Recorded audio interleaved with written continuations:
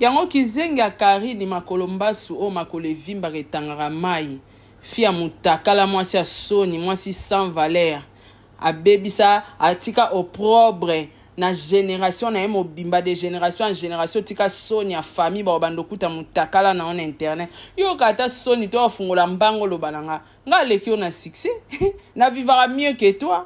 Wana mobola mutapasi mutanzala ukena omiko 6 ans na poto sans mukanda sans ndaku sans mutuka oza pe intégrité musenzi sans kokota ta na boutique moka marque osomba ta sac ni kotambola okangama loka mutana kati ya kasho yo dépression osala na mutu na o okantinga na yo peso makambo répondre na ba critères kuna ke no remplir lukano pomwe ndengo longwa ki chasse ba na internet otika mutakala na opposo a succès mobonga te na vie.